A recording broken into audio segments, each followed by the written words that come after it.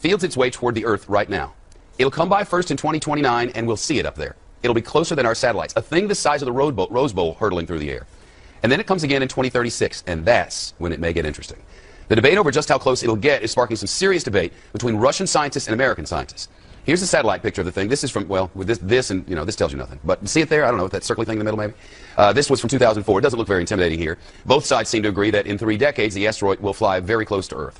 But Russian scientists warn that our planet's gravity could change the asteroid's path and set it on a collision course. NASA scientists say there is a minuscule, little bitty chance of that happening. 1 in 250,000. Better than winning the lotto, and somebody will. Well, joining us now, Michio Kaku. He's a theoretical physics professor at City University of New York, CUNY. He's also the author of Physics of the Future, and a new book coming out in about a month, and we'll tell you about that in about a month. So, good to see you.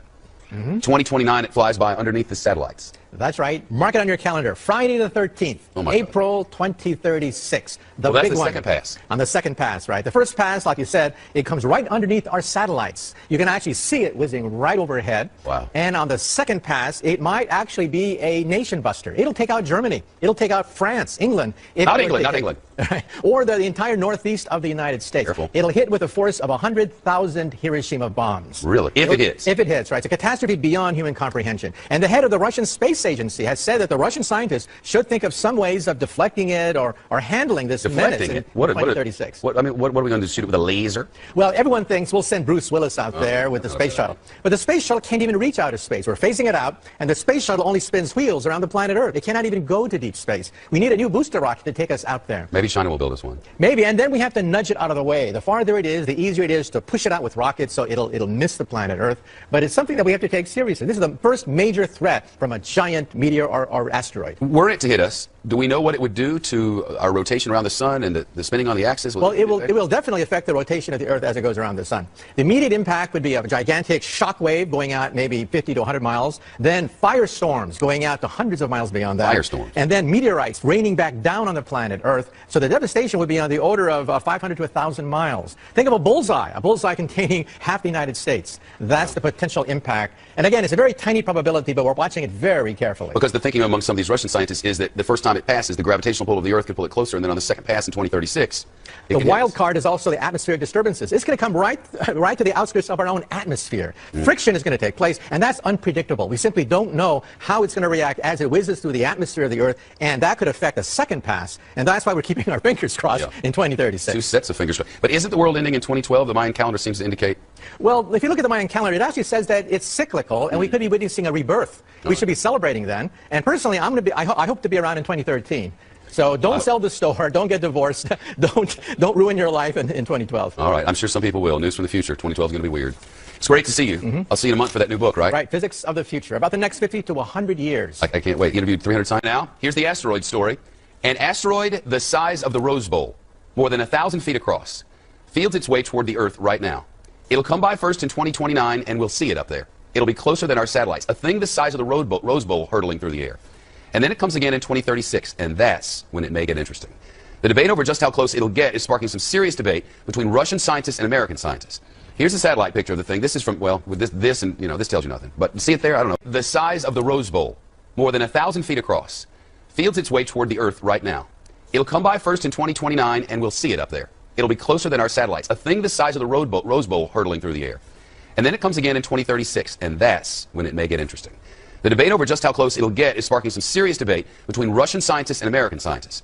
Here's a satellite picture of the thing. This is from, well, with this and, this tells you nothing. But see it there? I don't know, that circly thing in the middle maybe? This was from 2004. It doesn't look very intimidating here. Both sides seem to agree that in 3 decades, the asteroid... Really delighted that we have such a wonderful turnout on this miserable day that will mark the Yankees' win of the first game of the series.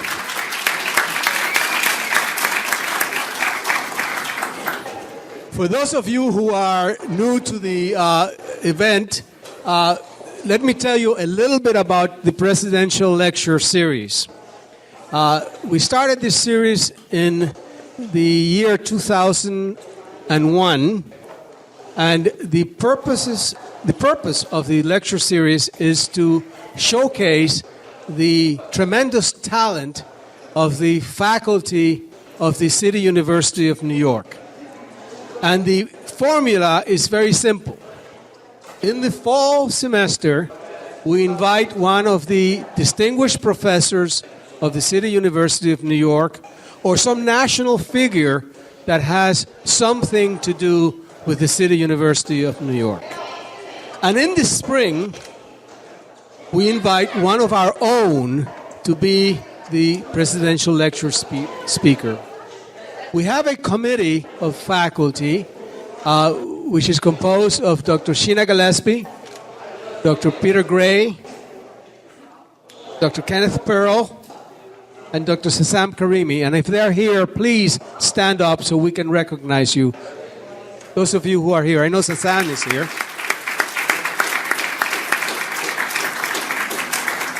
These are the individuals who bear the brunt of the consequences of asking the wrong speaker to come and speak to you. But they haven't missed yet.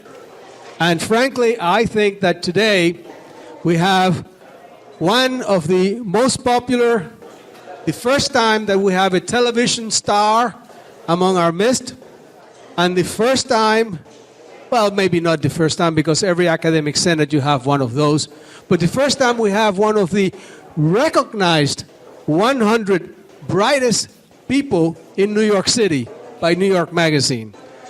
This is Professor Kaku, who is distinguished professor at City College, and he is a theoretical physicist and the Henry Samat Professor at the City College of New York and the Graduate Center of the City University of New York. He has taught for over 30 years, and he's a graduate of Community College of Harvard. You got it now, right? And now he's at the Harvard of Community Colleges, Queensboro, and he's earned his doctorate, obviously in physics, from the University of California at Berkeley. He's one of the founders of the string field theory. Now, you know about string theory.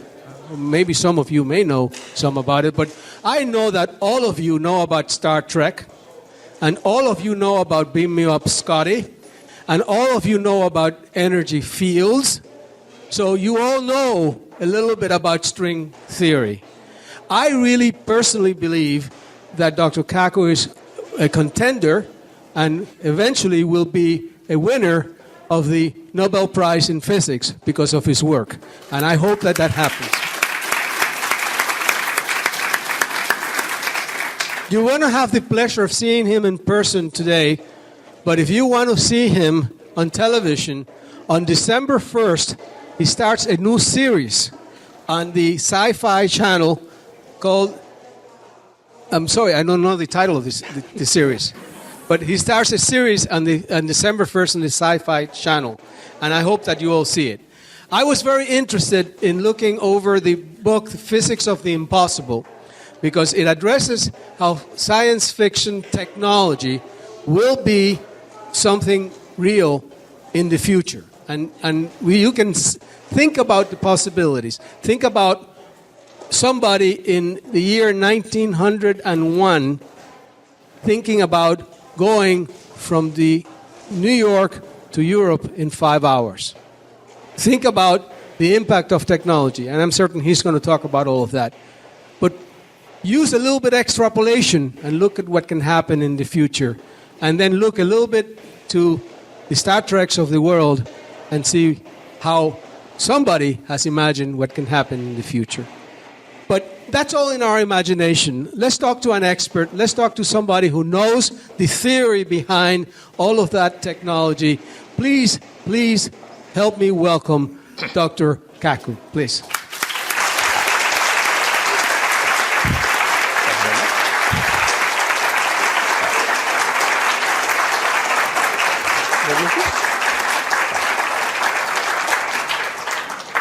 Thank you very much. After such a great introduction, I can't wait to hear the speaker myself. Let me also say I have an admission to make. I have to confess that, New York Magazine voted me as one of the most 100 smartest people in New York. However, in all fairness, I have to say that Madonna also made that same list. So, how accurate could that list be? Now, today I'm going to talk about the future, 20, 30, 40 years into the future. I've had the privilege to interview 300 of the world's top scientists. Now, I'm a physicist. We're the ones who invented the laser. We invented the transistor. We created the electronic computer. We created television, radio, microwaves, MRI. We created the internet. We wrote the World Wide Web. And whenever we create something, we predict how our creation is going to proliferate through society. When we helped to invent the internet, one physicist made a prediction. He said that the internet will become a forum of high culture, high art, and high society. Well, today we know that 5% of the internet is pornography. But that's because teenage boys log on to the internet, not anyone here. Just wait till the grandmas and grandpas log on to the internet. Then 50% of the internet will be pornography. Let me also say that when I was just a little bit younger than you guys, I was fascinated by physics. For me, physics was the way to go. So when I was in high school, I went into my mom and I said, "Mom, can I have permission to build an atom smasher in the garage? A 2.3 million electron volt electron particle accelerator." And my mom looked at me and said, "Sure, why not? And don't forget to take out the garbage." So I took out the garbage and I went to Westinghouse and I got 400 pounds of transformer steel, 22 miles of copper wire, and I built a 2.3 million electron volt electron accelerator in my garage. The magnetic field was 10,000 Gauss. If you walked by the magnets, it was powerful enough to pull the fillings out of your teeth if you got too close to my magnets. Finally, it was ready. I plugged it into the wall socket. It consumed 6 kilowatts of raw electrical power. I can hear the crackling of all the capacitors. And then I heard this pop, pop, pop sound, and the whole house was plunged in darkness. I had blown out every single fuse in the house. My poor mom, she'd come home from a hard day's work, the lights would flicker and die. And then she'd say, "Where's the fuse box?" And then she'd say, "Why couldn't I have a son who plays baseball? Maybe if I buy him a basketball. And for God's sake, why does he have to build these machines in the garage? And hey, why can't he find a nice Japanese girlfriend? I mean, why does he build these machines in the garage?" Well, that machine got me into Harvard and began my career as a physicist. So today, I'm going to give you a guided tour of the future. However, there's a danger that sometimes we physicists know too much. Let me tell you a story and then I'll begin. Over 200 years ago, we had the great French Revolution. And one day, there were 3 gentlemen about to lose their head to the guillotine. There was a priest, a lawyer, and a theoretical physicist, just like me, about to have our heads cut off. Well, they put the priest's head on the chopping block.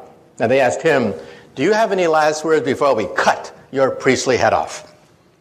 And the priest said, "Yes, yes." He said, God from above, he shall certainly set me free." Well, all eyes were on the blade. They raised the blade.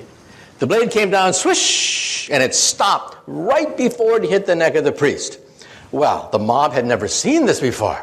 They were shocked. They said, "God has spoken. Let the priest go." And now let's see about the lawyer. Yes, the lawyer. Now the bloodlust was starting. Yes, the lawyer. They put the lawyer's head on the chopping block and they asked him, "Do you have any last words before we cut your lawyerly head off?" And he said, "Yes." He said, "Maybe the spirit of justice. Yes, justice and mercy. She shall set me free." Well, they raised the blade. The blade came down, swish, and it stopped right before it hit the neck of the lawyer. Well, this time the crowd went crazy.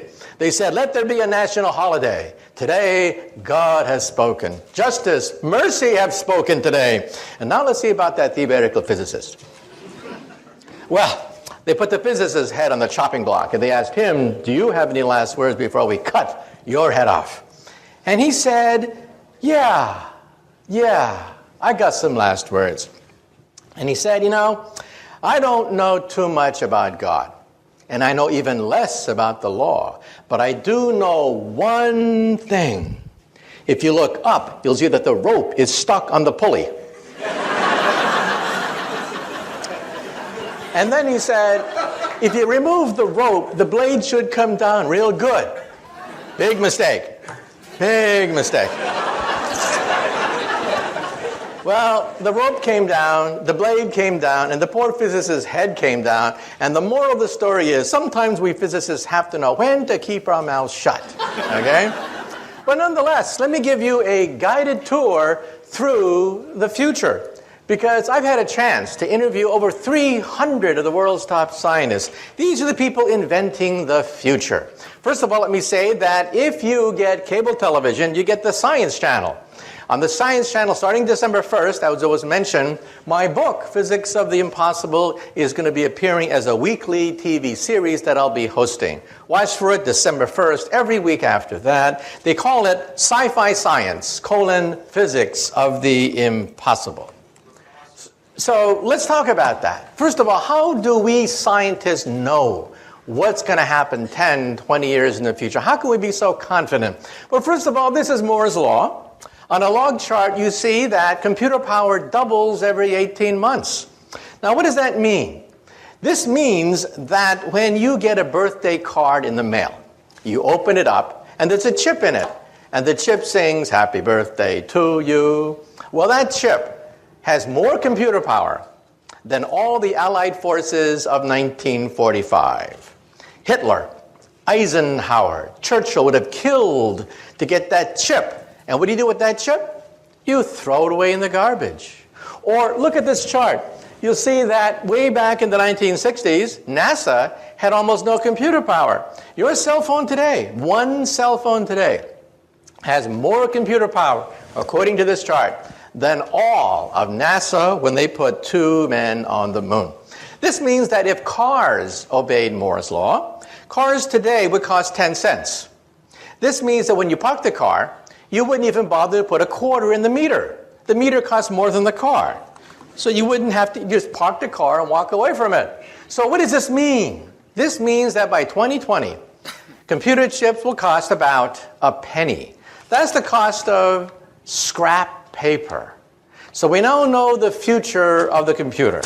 The future of the computer will be everywhere and nowhere, hidden in the walls, hidden in the fabric of our life, just like electricity is, everywhere and nowhere. And this is the internet. We wrote the World Wide Web. The World Wide Web was written by a physicist to keep track of subatomic particles. And you can see here that the internet corresponds to prosperity. Where there is the internet, there's prosperity, there's commerce, science, finance. Where there's no internet, there's poverty. So one thing that we physicists do is we create something and then we simply give it away for free. So how will you communicate with the internet in the future? These are glasses that have full internet capability. You can download any website, any movie, do emails from these things, and they will also recognize people's faces. How many times have you bumped into somebody on the street and you say to yourself, "Who is this person? Jim, John, Jake, I know this person." In the future, your glasses will say, "It's Jim, stupid, remember?" You met him last week. Do you want to see his entire biography for you in your glasses? And let's say you're at a cocktail party. You're looking for a job, and you don't know who the heavy hitters are. In the future, you will know exactly who to suck up to at any cocktail party. Well, let's say you don't want to look like a refugee from Star Trek. In the future, glasses will be fashionable with full internet capability.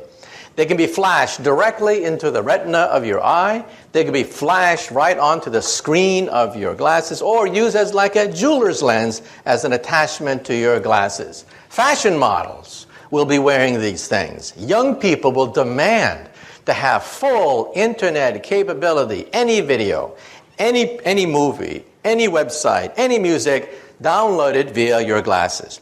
Now you may say to yourself, wait a minute. Maybe I don't wear glasses. No problem. In the future, they'll be in your contact lenses. These are internet contact lenses that we physicists are trying to build. Imagine taking a final examination aha! Immediately the light bulbs begin to flash, right? Think of taking a final examination. You realize that in the future, professors are going to have to throw out their final exam because you can't simply record memorization on a final exam anymore. You'll have to convey concepts, principles, rather than memorizing the names of the crystals or the shapes of the minerals or whatever. Imagine full internet capability in your glasses. Well, we physicists are working on this even as we speak. Imagine, for example, going to a foreign country. You bump into somebody and they start to talk to you in a foreign language. No problem. In the future, you will see subtitles. Subtitles of a foreign language in your contact lens. And let's say you visit the ruins of Rome. It's such a big disappointment. You read about the great Roman Empire, and then you see all that's left, almost nothing left of the empire. You go to the Roman Forum, and you only use imagination, thinking of Julius Caesar and Mark Antony at the Roman Forum. No problem. Your contact lens will recreate the full animation of the height of the Roman Empire as you walk through the ruins. This is called augmented reality, not virtual reality, a mixture of reality with animation, with subtitles, with translations. Let's say you're driving a car. Your contact lens will give you exactly how fast you're moving, how much gas you have, and will even point out landmarks as you are driving. GPS, all of that, without ever having to leave the steering wheel of your car. So this is what happens with Moore's Law. That computer chips will cost a penny, like electricity. They'll be everywhere and nowhere. When you walk into a room today, what do? You look for the light switch, right? The first thing you do is you look for the light switch. You assume the walls have electricity, even though it's invisible. In the future, when you walk into the room, the first thing you will do is look for the internet portal. You will assume the room is intelligent. So this is your cell phone of the future. This is how you will communicate with others. One screen for any video, one screen for any website, one screen for any movie that's ever been done. You'll access the entire database of the planet Earth almost for free. And let's say you have a BlackBerry. You know how tiny that BlackBerry's a typewriter is? Well, in the future, we'll have e-paper. You'll simply scroll out paper, which is intelligent, and you'll type on that sheet of paper. So your cell phone is an entire PC. In fact, it has more power than a supercomputer of today. In fact, wallpaper will be so cheap that when you put up wallpaper, it'll be intelligent. Wallpaper will be as intelligent as your computer today. This is your living room of the future. This is how you will communicate with people. Let's say you're on a college campus, and let's say it's Friday night, and you do not have a date. We all know what you do. You get stone drunk. In the future, you'll go up to the wall screen, and you'll say, "Mirror, mirror on the wall, who's available tonight?" The wall screen will then contact all the other wall screens that are out there. The wall screen knows exactly the kind of person you like, physical characteristics, age, whatever, and hook you up to whoever else is looking at their magic mirror and saying, "Mirror, mirror on the wall." Then you'll go out and have some fun, come back to your apartment, and then you want to see a movie. So you'll say to the wall screen, "Mirror, mirror on the wall, we want to see Casablanca, except remove Humphrey Bogart's face and put my face instead. And remove Ingrid Bergman's face and put my date's face instead."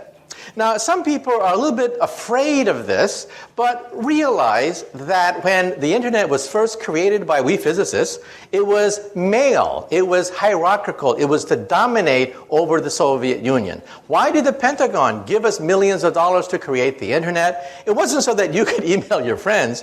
That's not why we physicists created the internet. It was created to dominate a nuclear war with Russia so we can communicate and rebuild America after New York City is in ruins, Los Angeles, Chicago are vaporized. That's how we're going to recreate America after World War III. Today, the internet is female. 51% of the users of the internet are women, and they use it to touch people. That's what it's all about. Technology looks frightening when you don't know it. But then you realize the whole purpose of the technology is to be female, to touch people, make contact with people. So the internet has flipped from being a war-fighting device to be a device that allows you to communicate to all your friends. That dog, for example, on the left, is a cyber dog. It doesn't really exist. It babysits your kids, runs, barks. That dog does everything except pee on your carpet. Let's say it's Thanksgiving time and you're lonely because one son's in Australia, another one's in Russia. We're putting chips everywhere. Chips are going into toys now. Toys are becoming intelligent. This is causing a problem for the English language. A contradiction in terms called smart Barbie dolls.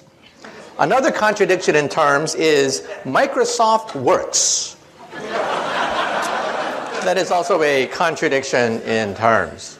So again, any technology looks frightening when you first see it, and then you realize, hey, the whole purpose of this technology is to touch someone, to reach out and to touch people. This is your office of the future. Today, of course, your office is built around the PC, but why should that be? The PC of the future will disappear. The future of the computer is to disappear. Electricity has disappeared. We no longer see electricity. Intelligence will also disappear into the fabric of our lives. These are scrap computers. This is your office of the future. You'll scribble on a sheet that has full word processing capability, paint capability, and then you'll throw it away. And as you go from room to room, the files move with you. Your files are more important than the computer. The computer only costs a few pennies, after all. In fact, when you go shopping, today you have a barcode whenever you buy something.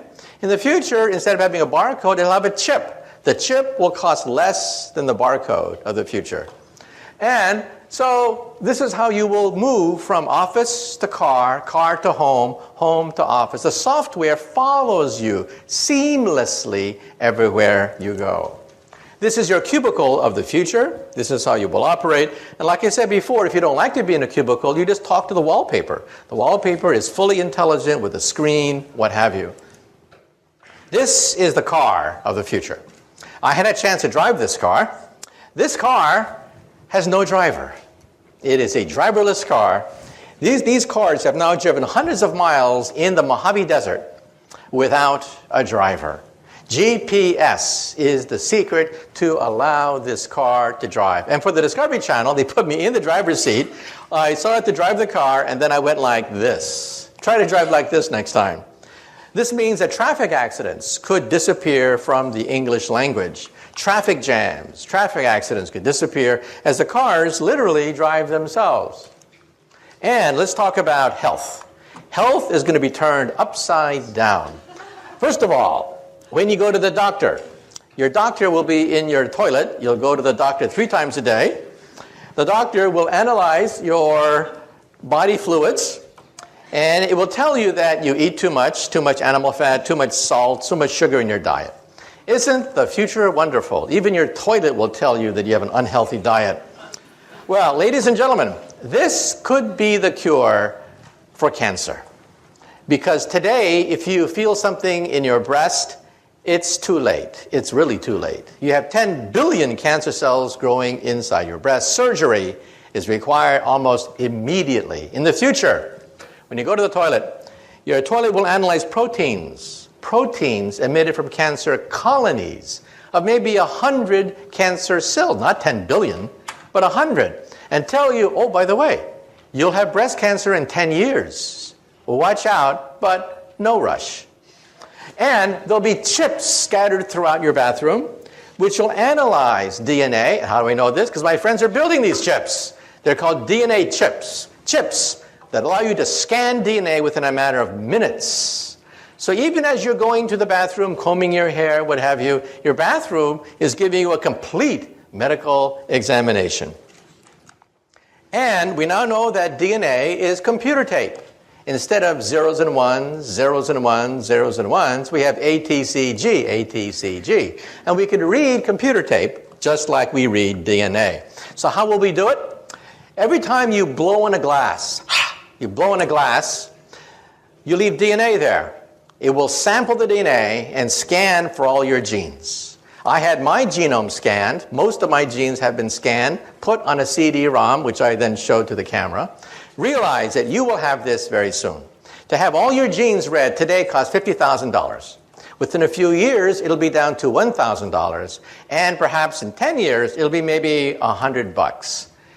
This is your owner's manual. In your home, you have an owner's manual for your VCR, your iPod, your computer, your TV set. You have an owner's manual for everything except one thing, your body. This will be your owner's manual. In fact, when they scanned my DNA, they even told me where my ancestors came from 20,000 years ago. So I now know my family lineage out to 20,000 years. So what will it be like to go to the doctor's office? We will not only scan your DNA. If we find something wrong with an organ, we will replace it and grow another one. This is an ear, except it's made out of plastic. Plastic sponge that dissolves with time.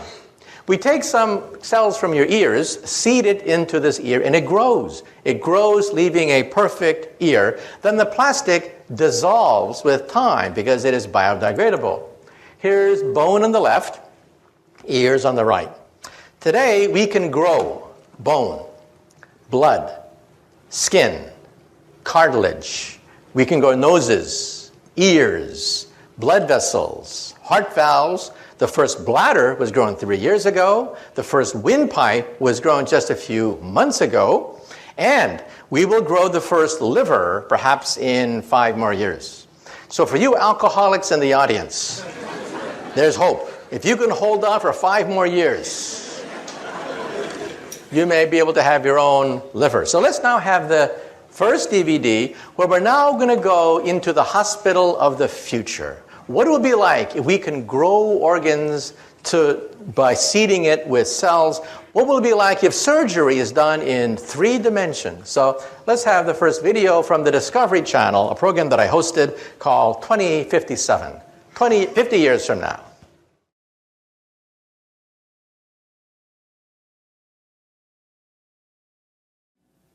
So, as computer power doubles every 18 months, it means that every aspect of our life, finance, commerce, health, is going to be turned upside down as we begin to realize that computer power can enrich our lives. This is the world's first bladder, a human bladder that was grown from a young girl's own cells and implanted into that young woman.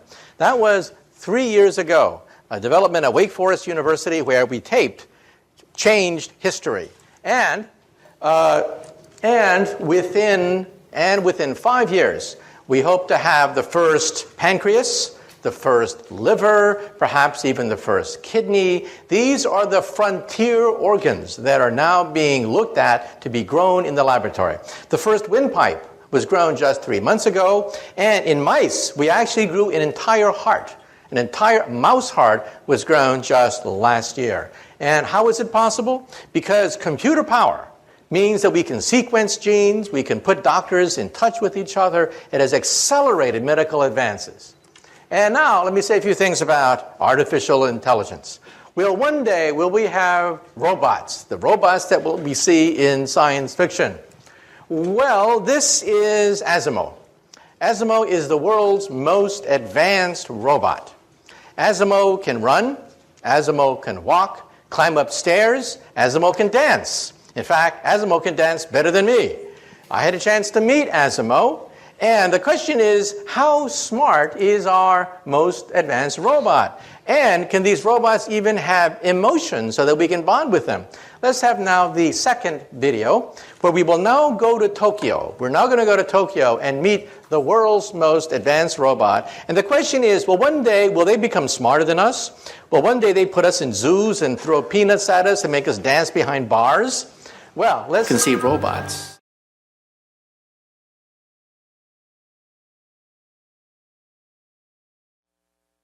The question is, how smart are our robots? Well, one day, will they be smarter than us and put us in zoos? Well, first of all, here's the governor of California in a very bad mood. So, well, one day, will we have to deal with mad governors? Well, let's take a look at Asimo. You saw Asimo, the world's most advanced robot. How smart is Asimo? Well, let me tell you.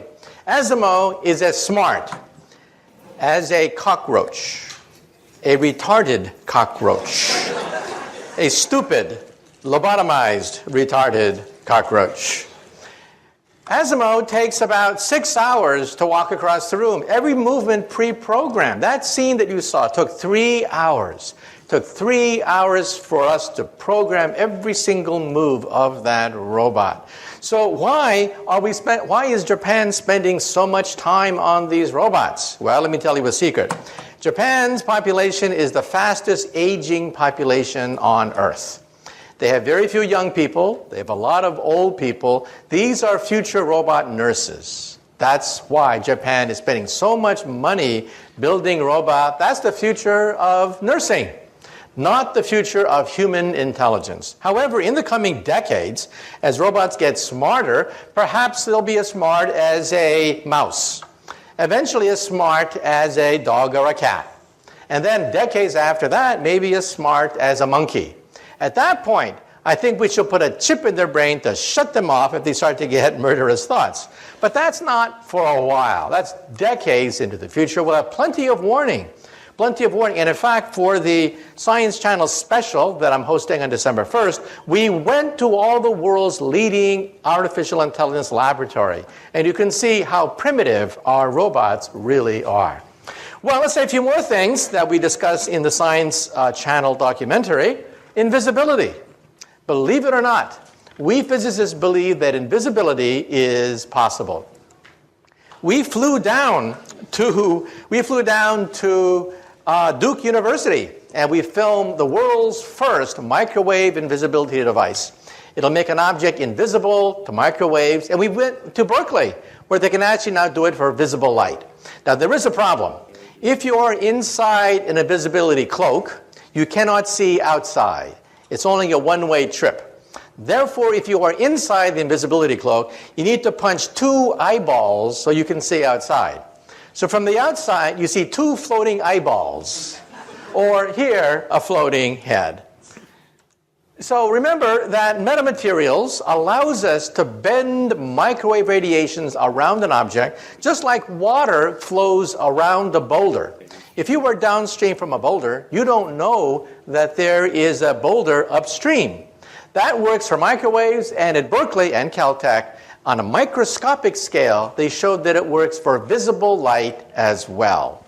So this means that in the coming years, coming decades, we may be able to attain full invisibility, just like you see in the movies, but we don't have it yet. Also, teleportation. Wouldn't it be great to simply zap yourself across the room, just like they do in Star Trek? Well, this is called quantum teleportation. And for the Science Channel TV series, we went down to Maryland, to the University of Maryland, where we actually photographed, with a TV camera, actually photographed an atom being zapped across the room. A TV screen lit up every time an atom was teleported from one chamber to the next chamber. Now, this, of course, creates problems, because if you're Captain Kirk, you have to die, you have to dissolve in the process of creating a copy of Captain Kirk over there. So who is that imposter over there? That imposter over there looks like Captain Kirk. He sells Priceline just like Captain Kirk, okay? So who is that person over there? You just saw him die, and there he is selling Priceline over there. It really makes you wonder, who are we? Are we just information? That information can be zapped from one place to another? And believe it or not, telepathy is coming faster than you think. We taped this again for the Science Channel special, 12 episodes, 30 minutes apiece, starting December 1st. Here's how it works. This is Brown University, where we have a stroke victim on the lower right. He is paralyzed. He cannot move. He cannot communicate with his loved ones. He is a quadriplegic, a stroke victim. On the upper left is a chip. They put the chip in his brain, shown on the lower left. You can see the dot where the chip is placed. You hook up that chip to a laptop. That person, who is now totally paralyzed, can now read emails, surf the web, answer emails, do crossword puzzles, do everything you can do on a computer, except this person happens to be paralyzed. This means that in the future, you may want to simply communicate with the web by thinking about it. We can also use this technology, by the way. This is how it works, by the way. He's allowed to see the laptop. You see the connection on the right, an electrode that connects to a laptop computer, the world's first direct link between the human mind and a computer. And also in Japan, they have very tediously mapped images of the brain onto an MRI scan and had a computer recognize them. We can actually see the outlines now, the decoded outlines of an object that you are looking at with your eyeballs. This means that when you are asleep and are dreaming, we may be able to photograph some of the dreams that you have. This has already been done at Kyoto University, not with dreams, but with the person looking at an object. A computer decodes the images on an MRI scan. We can now recognize, the first thing that was done was a horseshoe. You can actually see the horseshoe, the person's horseshoe that he's looking at via an MRI scan. But in the article, it says that the next target is dreams. Maybe one day we'll be able to record your dreams. This is how it looks like. You have to put this thing on top of your head, but in the future, it may be invisible. It may be painless and invisible, and you'll be able to surf the web all by yourself. Also, we should also point out that we can actually use this for a lie detector test. When you tell a lie, your brain scan lights up like a Christmas tree. That's because first, you have to know the truth. Second, you have to create the lie. Third, you have to create the cover-up of the lie. And fourth, you have to analyze the consistency of the cover-up with all the other lies you've been telling all these years. That's a lot of brain power. And you can actually see that on an MRI scan. Now let me say a few things about the far future. So far, everything I've talked about is the near future. We're talking about 10, 20, 50 years in the future. Now let's look even farther. We went to NASA.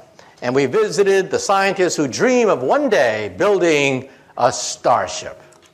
This, of course, is far beyond anything we can muster with today's technology. However, we actually interviewed scientists who believe that it may be possible to bend the fabric of space and time so that we can leap forwards across enormous distances, perhaps using Einstein's theory.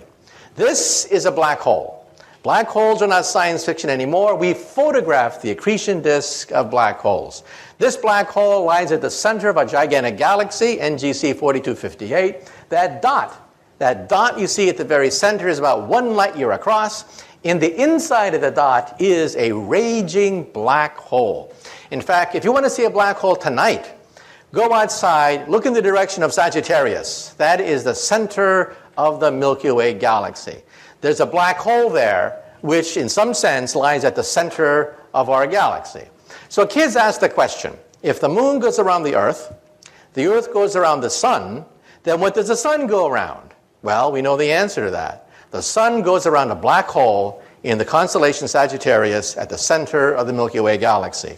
Now, if you look at that black hole, it's rather disappointing. Dust clouds obscure the galactic nuclei. If you could somehow remove the dust clouds, then you would see a fireball rise every night, perhaps rivaling the moon in brightness, with a raging black hole at the center. Unfortunately, dust clouds prevent us from seeing this huge fireball that by rights should be illuminating the night sky. And if you have wormholes, perhaps one day you may be able to even bend the fabric of time itself. This, of course, takes us into science fiction, but actually we do have a theory of time travel. Now, some of you may say to yourself, well, I've seen these time travel movies. I know what happens if you go backwards in time and meet your teenage mother before you're born, and your teenage mother falls in love with you. Well, you're in deep doo-doo if your teenage mother just fell in love with you before you are born. Now, if you think you're so smart, let me give you the mother of all time travel stories and see whether you can figure this out. Let's see whether you're smart enough to figure this one out. The year is 1945. A stranger comes in from the darkness carrying a baby girl that he leaves at an orphanage. Well, the nuns find this baby girl. They don't know where the baby girl came from. So the nuns call her Jane. And Jane grows up as an orphan, wondering, who is my mother? Who is my father? Well, when Jane is 17 years old, she's a beautiful young woman, and then she has her first boyfriend. A drifter comes drifting into her life, but it was not meant to be. They quarrel. She argues with her boyfriend, and it's a very sad story. First, she finds out that she's pregnant.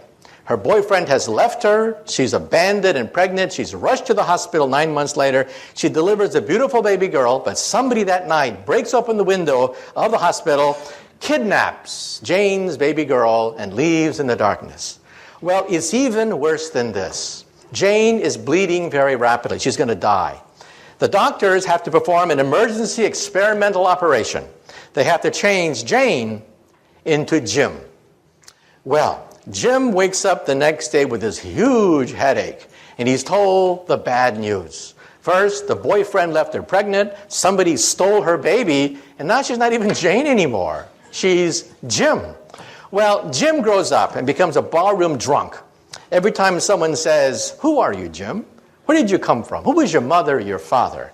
Well, finally, Jim one day is once again stone drunk at the bottom of a bar after a bar fight. But the bartender comes up to him and says, Jim, wake up. You see, I'm not really a bartender. I'm a time traveler. Come into my machine and let us find out who is this Jim/Jane. So they go back, way back into the past.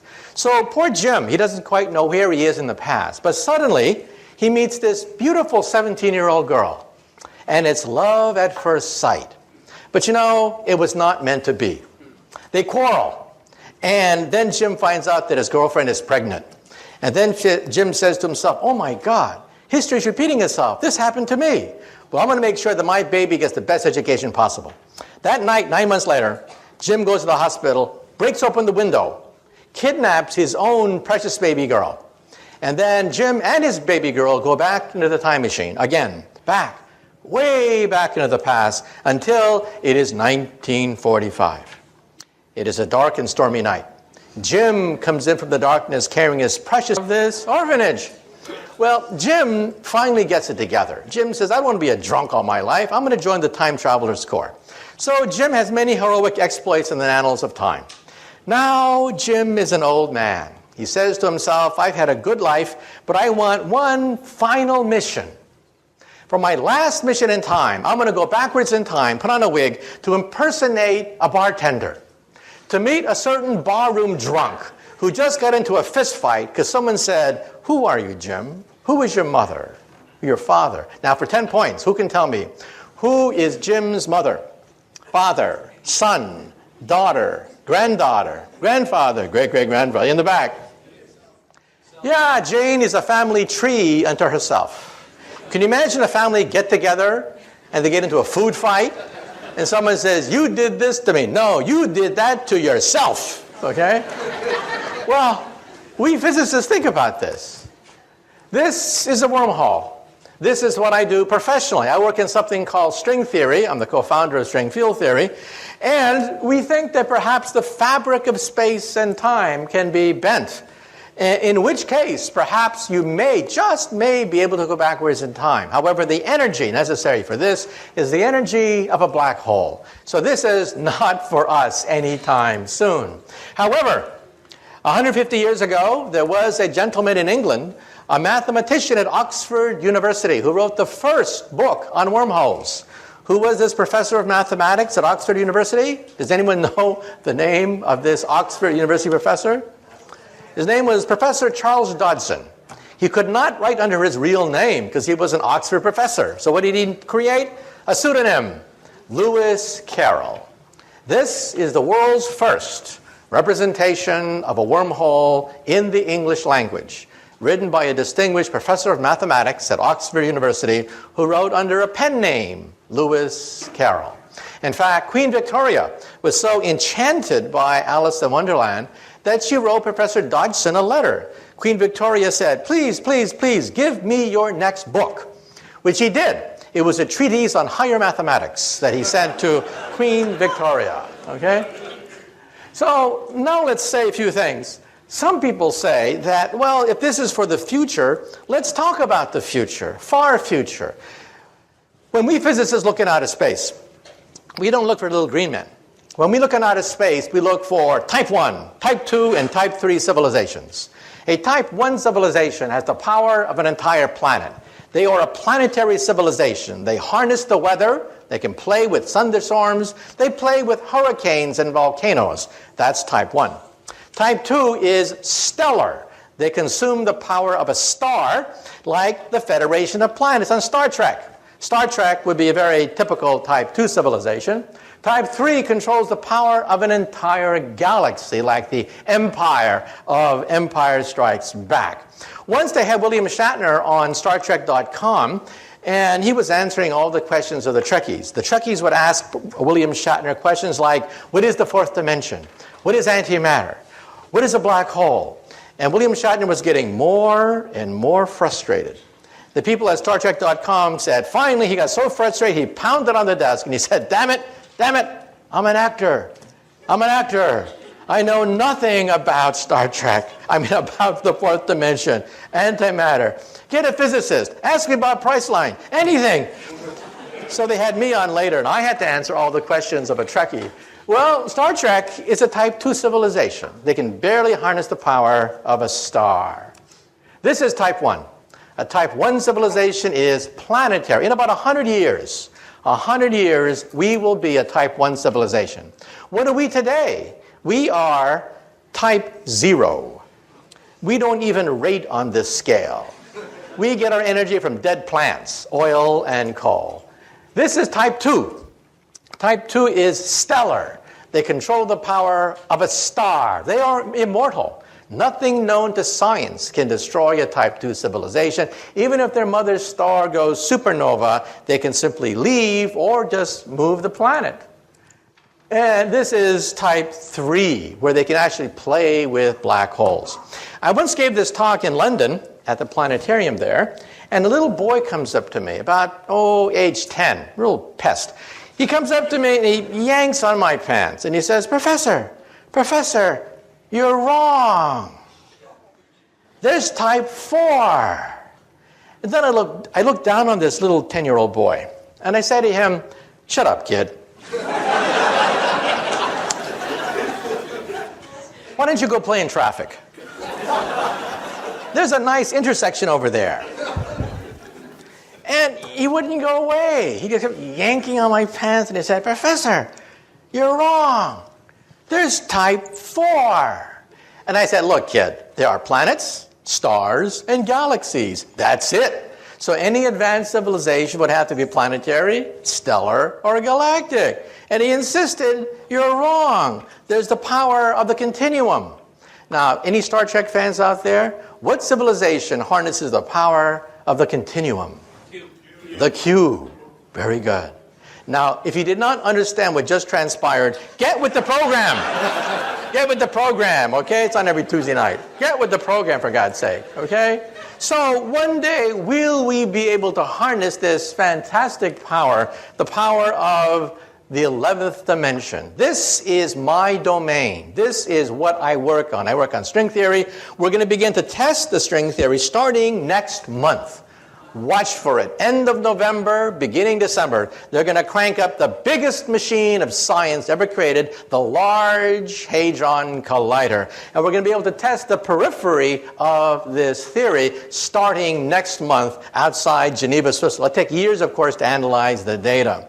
However, let me also say that when we look at the Earth from outer space, we see that the Earth sits in this gigantic bubble. You see, our Earth also radiates. We radiate radio and television for 50 years. Surrounding the Earth, there is a sphere, 50 light years in radius, expanding at the speed of television, containing our finest cultural archives, the noblest achievements of the human creative spirit, like I Love Lucy, Leave It to Beaver, and now joined by the immortal classics, Beavis and Butthead, Part 2, and Dumb and Dumber, Part 2. And any star within 50 light years of the Earth will pick up our cultural emissions, and they'll be convinced there is no intelligent life on the Earth. So anyway, let me now wind up. A few years ago, I spoke at the Einstein Centennial, a great honor, but my favorite Einstein joke is as follows. When Einstein was an old man, he was tired of giving the same talk over and over again. So one day his chauffeur came up to him and he said, "Professor, I'm a chauffeur, but I'm actually a part-time actor. I've memorized your talk. I've heard it so often. I've memorized it. So why don't we switch places? I will put on a mustache and a wig, and I'll be the great Einstein, and you can be my chauffeur and take a break." Well, Einstein loved the joke, so they switched places. So the chauffeur gave these talks all over the world, these fantastic talks with all the theatrical flourishes. Well, one day, a mathematician in the back asked a very difficult question.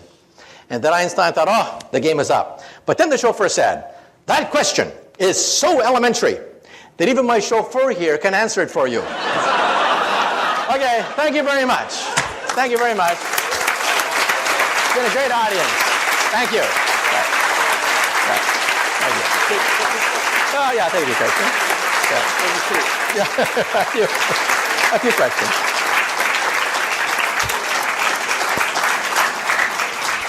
Wonderful, right? Really wonderful. Dr. Kaku will take 2 or 3 questions because the time is short. So, you have a question?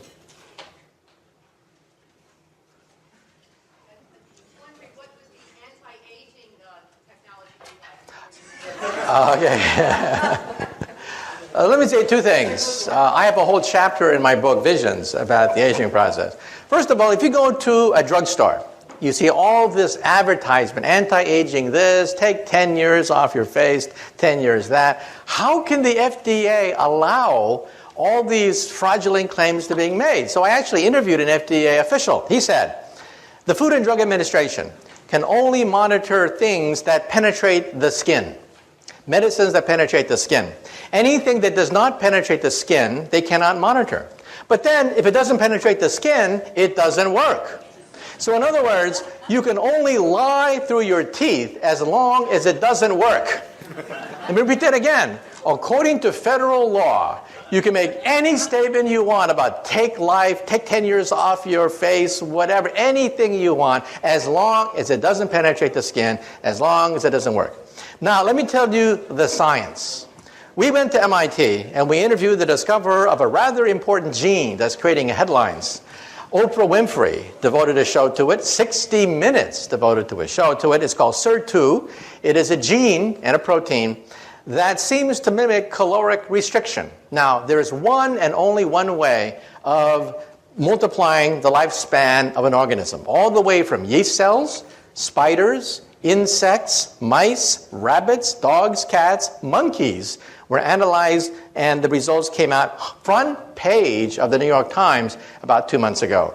If you starve yourself and consume 30% less calories, you live 30% longer. Now, how many of us want to starve ourselves? But the genetic mechanism of that is gradually being worked out. It turns out that the human body, or any organism, has 2 choices. One is, if you undergo famine, you have to hunker down, eat less, lower metabolism, and just ride out the famine. The other one is consume all you want and have children. So a body has 2 choices. Animals mostly suffer famine. Famine is a normal state of most animals. So animals do this all the time. They hunker down, eat less, reduce metabolism, and ride out the period of famine until they can gorge themselves and have children. Well, you found the gene, SIR2, which actually mimics that behavior without having to starve yourself. Now, is it the fountain of youth? I interviewed the guy who discovered it, and he said, no. Don't believe the hype. However, he said, once we do find the fountain of youth, it may be part of it. So the point I'm raising is we're now working out the genetics of the aging process. Did you know, for example, that some animals don't die? Crocodiles, alligators, flounders, they just keep getting larger. They don't die at all. They're just as vigorous at 70 as they are at 5. So how come your textbook says that crocodiles die at age 70? That's because the zookeeper died at age 70, okay? Crocodiles just keep on going. They have no known finite lifespan. They simply get bigger. So in the animal kingdom, it's not necessary to die or age. They just keep getting bigger. That's why you don't see gigantic crocodiles, is because they die of starvation, accidents, or disease. But they have no finite lifespan. So it's not necessary to die. They're just as vigorous with no aging. So the short thing of it is, A, it's still a long ways to go. However, B, we scientists are now seriously looking at the possibility of retarding the aging process. We do not, I repeat, not have the fountain of youth. However, as one scientist said, I regret the fact that my generation may be the last generation to die. Well, I think that's an exaggeration. I think people will be dying for quite a while into the future. But it does mean that real progress is being made in the aging process, which is something I could not have said a few years ago. How about you? Your desire to prove Einstein's theory correct. How close are you? Well, we want to go beyond Einstein, because Einstein's theory breaks down at the center of a black hole and at the instant of creation. Einstein's theory makes no sense whatsoever. We need a higher theory. The only higher theory which includes the quantum theory and Einstein's theory is string theory. It is the only game in town. Some people say, well, if I don't like string theory, give me an alternative. And the answer is, there is none. It is the only game in town. You either work on string theory or you just work in the wilderness. So next month, we're going to begin to crank up the Large Hadron Collider. Now, the Large Hadron Collider will not eat up the Earth, as some people claim, because every day cosmic rays from Mother Nature rains radiation on the Earth more powerful than anything we can create with this pea shooter called the Large Hadron Collider. So we're going to begin to test the periphery of the theory. The theory itself is too difficult to test directly, but we have to find indirect proofs by looking for what are called sparticles. Sparticles are superparticles, a new class of particles that we hope to create with the Large Hadron Collider. And again, it'll take a few years to analyze the data, but the machine will be cranked up next month. By the way, I just spoke in Texas last month, and the people in Texas know that they had the Super Collider to be built outside Dallas, Texas. The Super Collider was to be 3 times bigger than the Switzerland machine. So how come it's not based in the United States? How come we had this brain drain to Switzerland? Well, it's because in 1993, there were cost overruns on the Super Collider, and in the last day of hearings, a congressman asked a physicist in the last day of hearings, quote, "Will we find God with your machine?" On the last day of hearings. Everything hinged on this one answer. So the poor professor of physics said, "We will find the Higgs boson." At that point, you could hear all the jaws hit the floor of Congress. $11 billion for another goddamn subatomic particle. The vote was taken the next day, and our machine was canceled. And that's why we have this brain drain to Switzerland right now. Since then, we physicists have been replaying that question over and over and over again in our minds. How should we have answered that question? Well, I would have said this. I would have said God, by whatever signs or symbols you ascribe to the deity. This machine will take us as humanly possible to his or her greatest creation, Genesis. This is a Genesis machine. It'll recreate on a tiny scale the most momentous event in the history of our universe, its birth. Instead, we said Higgs boson, and our machine was canceled.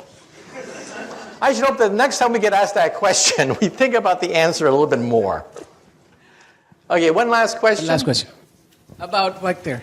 I'm curious about ethics, and I wonder if, you seem like a really smart person, but some of that technology you described at the beginning in the hands of some not so intelligent people seems like you could set up a big brother situation very quickly, like the doctor in my toilet. Okay, first of all, when people ask about 1984, I had a chance to go back to 1984, rereading it again when I was writing my book, Visions. And I realized something. The Internet could have been a device like what happened in 1984. A device which monitors everything, knows everything. However, an event happened, and that is the Soviet Union broke up. The Internet was a war-fighting machine. Secret, for the most part, devised by military scientists, used by physicists like myself. But after the breakup of the Soviet Union, the National Science Foundation did something rather momentous. They gave it away for free. For free, they gave it away. Today, it is impossible to recreate 1984 because the internet is everywhere. If the President of the United States were to try to ban the internet, the reaction would be laughter. People would just laugh at him. It's unstoppable. So I think 1984 is not possible. However, there was another book written around that time. And that other book was called Brave New World by Aldous Huxley. That's a book that we really do have to worry about. Because in that book was set 600 years in the future. In that book, they have cloning. In that book, they have drugs everywhere. In that book, they have the stratification of the human species. In that book, well, we have about 80% of that book today. Forget 600 years in the future. Welcome to the Brave New World. So we do have to worry about some of the ethical questions raised in Brave New World. But as far as the problem of computers, the problem is not Big Brother. The problem is Little Brother. Every nosy busybody can get on the internet and finds all sorts of information on you. And in the future, if someone wants to find out about who you are, they'll go to your barbershop and get some of your hair follicles and sequence your entire genome. This means that the National Enquirer, instead of getting photographs of Brad Pitt, will have his entire genome read by getting some of his, his hair, and it's going to create a huge problem of genetic privacy. Today, if you have a matchmaker, one of the principal purposes of a matchmaker is to look for hidden diseases inside your family tree. Well, in the future, all a matchmaker has to do is go to your barbershop and can find all sorts of genetic diseases inside your family tree. So genetic privacy is going to be a problem because DNA sequencing is so advanced, and it only costs a few $100 to analyze every single gene in your body. Okay, well, thank you very much. Thank you very much. It's been a great crowd. Thank you. Thank you.